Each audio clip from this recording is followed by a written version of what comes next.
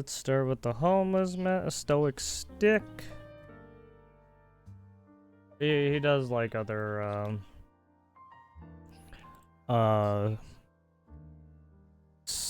societal talks about, right?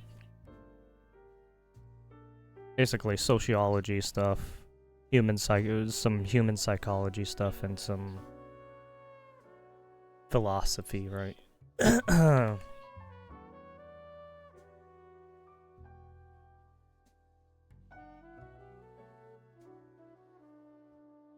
Alright, let me start it. I bet.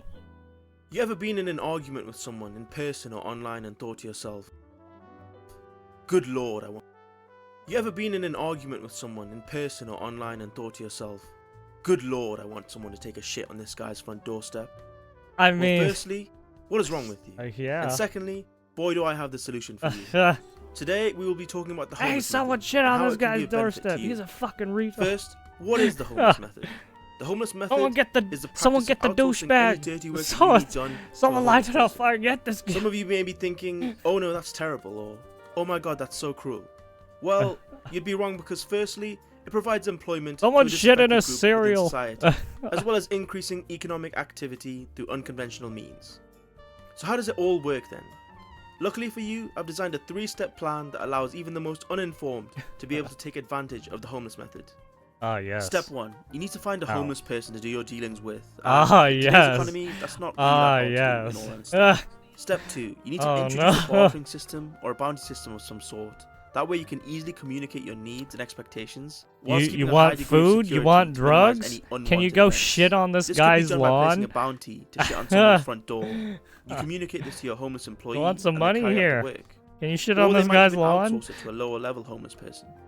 Because of this system, it doesn't necessarily even need to be a monetary payment, as some may be happy to cut out the middleman and just to take crack instead, which is efficient. It leaves less for paper trail.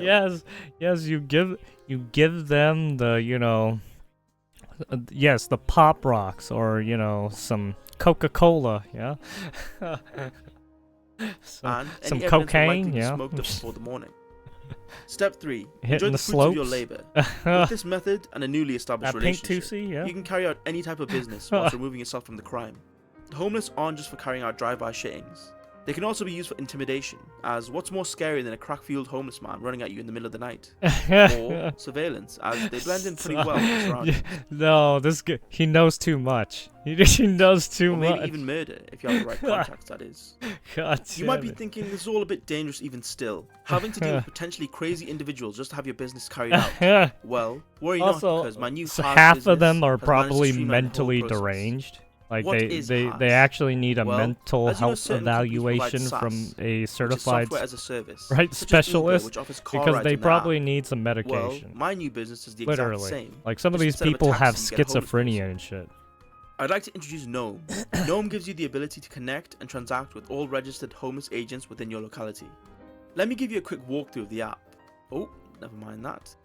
Anyways, after registering yourself or even just using a guest account for privacy reasons, you're greeted with a map of your current location along with the list of the homeless in the area. With He's talking about the as well as their specialities. The database the database you can look up where all the hot spots of fucking criminal activity and shit like that. Take your job, starting from your starting offer and then subsequent lower bids until there's a winner.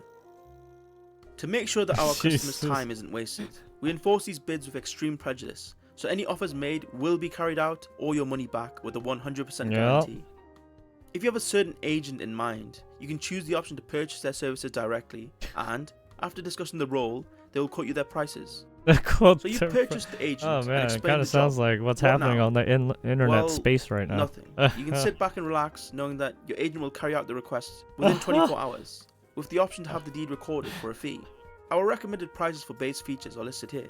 Drive-by shittings are $20. Drive-by shittings, $20 a night. Follow someone around in the day and say they stole money from your change cup is $10 an hour. Throwing poop at someone in public is $75. As we expand our services, we'll increase this list. The Gnome app is currently in beta development on an invite-only basis. But since launch 6 months ago, we've serviced over 100,000 requests and have over 4,000 agents across the US, primarily in the California region. Our Gnome Plus primarily the subscription is a beta California feature that we're slowly rolling out to trusted customers, which gives access to more, let's say, not so legal job postings, with direct contact with some of our most trusted agents. The vetting process is strict, however, those accepted have access to features such as riots, organized crimes, as well as a hitman service. Obviously, as we step into that grey area of organized crime, we here at Gnome want to reassure the user that whilst using our app, there's no way for any Yes, would you like these services? We can help you here. And our offices are based in the Bahamas, so we operate outside the sphere of the judicial system. We're happy to report that in our 6 months since launch, not a single user has been implicated in any crimes, much less convicted. Stop. And we aim to keep that guarantee as long as we operate as a business. For those of you interested in investing with us at Gnome, our Series A funding round just completed. He's basically saying that the dark wet, right? You got valuation near $50 million. Right, you have government organizations, NGOs who are paying people on the internet to do fucked up things. Make sure to keep an eye out for the Gnome app on the App Store. Or like trying to set up like community meetups to fucking do illegal activity. If I managed to convince you about our homeless as a service product, consider liking the video and maybe subscribing. But other than that, thanks for watching. Hope to see you in the next one. Pretty good. It's pretty good.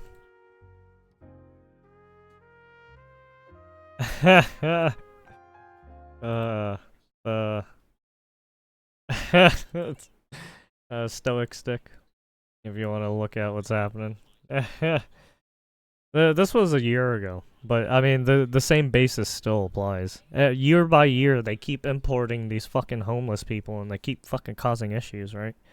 They keep causing fires sometimes. They're drugged out of their minds sometimes, right? Some of them are actually homeless. Don't get me wrong, but the other half are probably like crazies that need actual help from fucking like programs, literally. Because they should not be on the streets, because they might fuck someone up.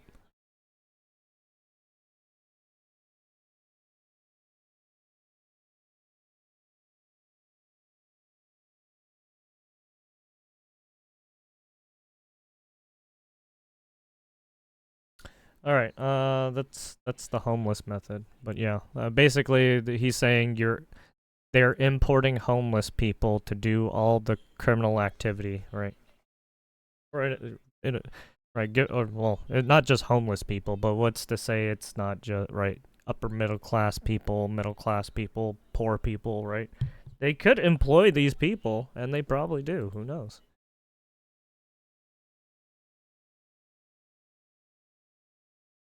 I mean, it's the same with the eco-terrorism, right? Just think about what eco-terrorists fucking spout out. Government? Do you think that they waste all your money and fight all these wars for no reason? Yeah. Are you feeling like you can't really do anything about it? Well, that's where you're wrong. There's this little thing called eco-terrorism, and in today's video we will, Mr. Stick, as your lawyer, I'd have to advise against incitement of, let's call it, antisocial behavior. Well, isn't there a way we could legally get around it though? Well, you could claim it was a guy on what not to do and how to avoid being an eco-terrorist. Sounds like it could work, but do we have any backup plans though if it isn't enough? We could put homeless Norm in a jail and he can break you out if they ever put you in. Man, I love crack. Man, I love crack. Right, cool. He keeps talking about fucking drug addicts. How to avoid being an eco-terrorist. We can get into the fun stuff. Now, what is eco-terrorism? Just so you know what to avoid. Eco-terrorism is the act of destruction or the threat of destruction of the environment by states, groups, or individuals in order to intimidate. Basically, your Greta Thunbergs, right? Your just stop oil people, right? Those guys. Am I right, guys? So just to make sure that none of you accidentally do this, I'll be going into climate change, right? The climate change advocates, avoid being an eco-terrorist. Right, those guys. Some of those guys, at least. That you should avoid if you don't want to cause untold damage is the planting and spreading of a species of tree called the Tree of Heaven. The Tree of Heaven is an invasive species of tree from China and grows like a virus. Oh yeah, so yeah, there's a lot of farmland that's being invaded by these Not species. only that, its flowers smell like cat piss and they sprout a lot of them. So just imagine how quickly you can terraform a nice park. Yeah, basically there's invasive species that are fucking up farmland.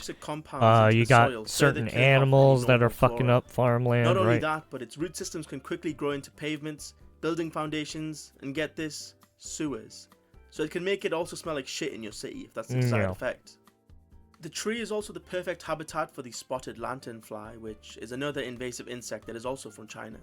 I'm starting to think that this tree of heaven is literally just a CCP agent sent to undermine the West. Plus 1 million for the tree. So basically there have been some incidents where there have been invasive species being released into certain countries and like fucking shit up. So everyone's like pointing fingers at these other countries because it's like, well, the only country that it comes from is your country. Very nice. The lanternflies also damage and destroy native trees, so this 2-hit combo is pretty effective at ruining your local ecosystems, which is something that we definitely don't want to do.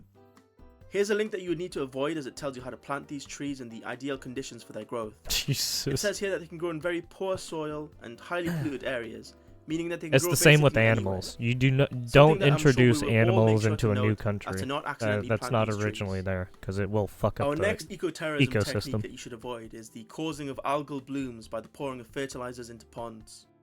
What this does essentially is flood the ecosystem with nitrates. I mean, that's why Australia has such strict laws on what goes in and what goes out. These organisms have 2 stages that they can be in, which are 1. A benthic resting stage, which is where they are just chilling at the bottom of the pond, waiting for the ideal nutrient conditions. Cough, cough, waiting for us to not pour fertilizer into the pond.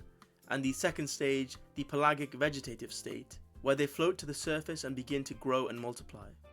As the cyanobacteria multiply rapidly, they form a thick layer of algae and take up a lot of the oxygen that is dissolved in the pond water. This wouldn't be an issue normally because plants in the pond's water usually are able to photosynthesize and replenish the oxygen in the pond. But as you can see from the diagram, there's a big patch of green blocking the sun. This causes the plants to start dying off, and then basically anything that needs oxygen to survive, anything that needs oxygen and photosynthesis, the sun. But wait, there's more. When the algal bloom starts to die off, the saprophytes that break down the algae also use up most of the remaining oxygen during their breakdown process, leaving you with an oxygen-depleted dead zone that can't sustain any life. I mean, just like you need, the plants, you need the sun as well. Now, you definitely shouldn't read this PDF on how to initiate an algal bloom with step-by-step instructions and a formula to calculate the exact amount needed to cause critical bloom conditions. Alright, off topic, but the imperial system is so ass. Just look at these conversions, dog. Look at these conversions. Yeah, the conversions are fucked up. I know. For an average pond. Yeah, even the degree, from going to Celsius and Fahrenheit. 1,000 cubic centimeters can hold a volume of 1 liter of water. Why the math? Exactly 1 kilogram. Why the equation? 1,000 cubic inches is 4.329 US gallons, which weighs 36.056 pounds. And it gets even worse if you want to calculate energy required to heat liquids or anything else that's useful. I mean, it's so bad that it caused one of NASA's Mars orbiters to burn up due to incorrect conversion between metric and imperial units in calculations. Anyways, back to algal blooms. The Ohio River. If any of you comment Skibidi Ohio, you're getting excommunicated, by the way. The Ohio River had an algal bloom that stretched over 650 miles, and the entire river was tested positive for toxins and caused drinking water issues. Oh, that's bad. These algal blooms are nothing to scoff at. That's why you should 100% never initiate one with the knowledge I've just given you. Our final technique is one that is actually legal to do, so it gets the Stoic 6 seal of approval. Unlike the last two, it actually promotes animal welfare while simultaneously allowing... I think there have been instances where people have been grabbing that toxic sewage stuff from the plants and throwing it on people. Yeah, don't do that. You to achieve your goals. It involves bats and the protected status that they carry in both the UK and the US. Unfortunately, this technique only works in the US though, because of a little thing they have called homeowners associations. Oh, what you want to do firstly is find a nice house in a nice area. Oh yeah, don't throw active HOA group, bat guana at people community. Either. That's You'll need not to good. buy the property, bat or at least poop. have a mortgage Yeah, don't so that you're do part that. of this community. Next, you want to build as many bat boxes on your property as you can. You could get a fucking real bad disease. Yeah. So now you have a dozen or so bats in these boxes. What does it mean? Well, firstly, for most boomers, the sight of a lawn that's untrimmed is blasphemous. So imagine having 10 or 20 of these weird wooden boxes around. Not only that, but they poop a lot, and it smells pretty bad.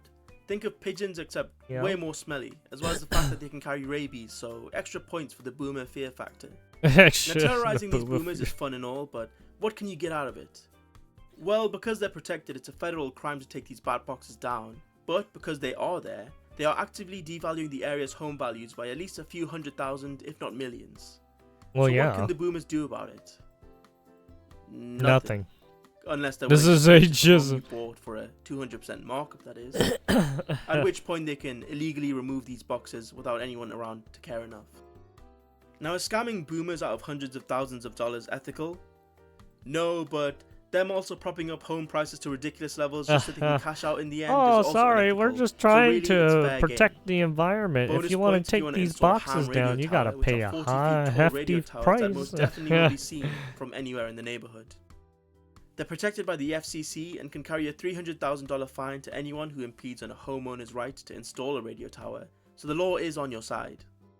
If you're going to go through with this though, I'd recommend basically he's saying homeowners association people are fucking eco-terrorists because they make up a bunch of dumbass rules and regulations that don't mean shit. But really, it's just the good old capitalism that I love.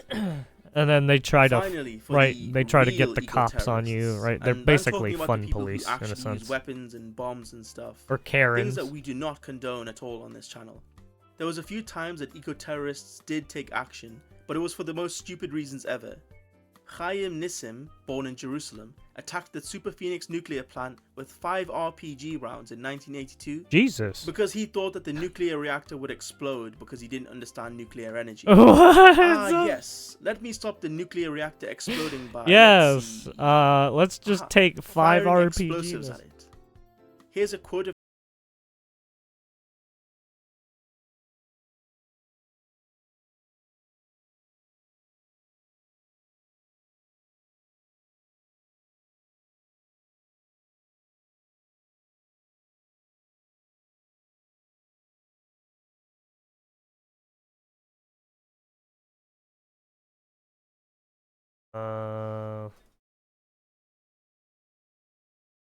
Alright.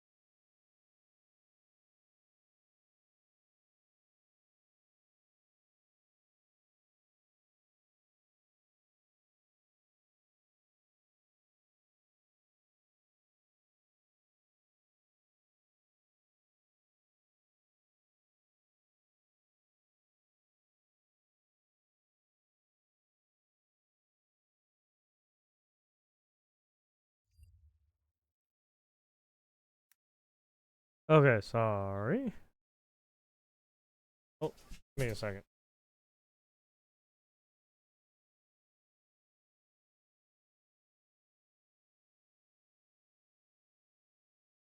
Okay, never mind. I don't have to go pick up food now.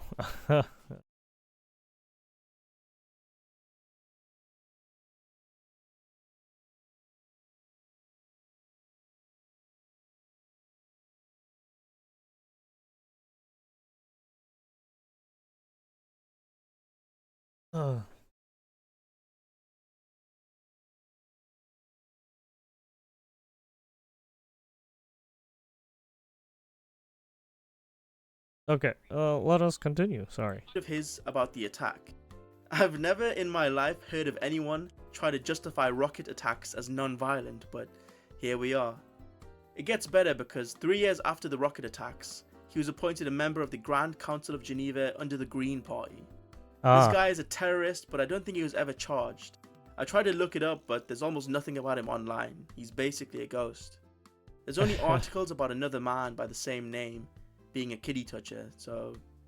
Yeah. Whoa. They might be the same person, to be honest. Ah, Jesus.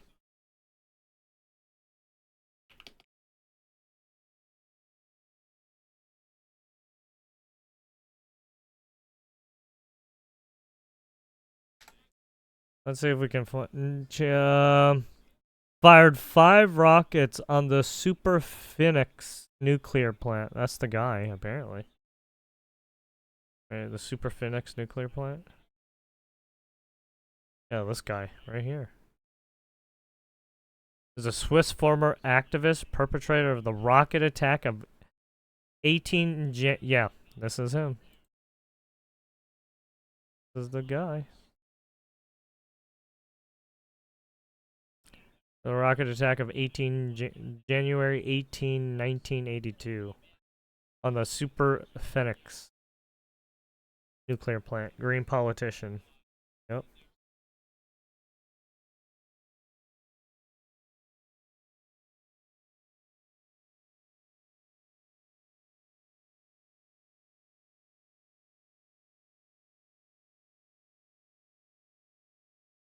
Went public about the rocket attack, publishing a book on the subject and his connection to the terrorist groups. So, apparently this guy's still walking around. That's a little shady. That's a little shady, ain't it? Anyways, that's all we have for the video. If you guys do not like and subscribe, I will be installing pipe boxes under your homes, under the foundation. Well, actually, it's what? So you know what to do. It might be. But other than that, thanks for watching. Hope to see you in the next video. It's what? Bye. I mean, that was right, that was 2003. Right, it's been 22 years since then. So he might have passed. He's probably old as hell right now. Anyways, there it is, eco-terrorism. Right. All the instances where we had some instances where people have been bringing in, right, weird fucked up animals and plants to fuck up, right, the ecosystem of other countries and whatnot. If you want to see more Stoic Stick stuff, check him out. Does a lot of good analysis stuff. Does some funny stuff sometimes.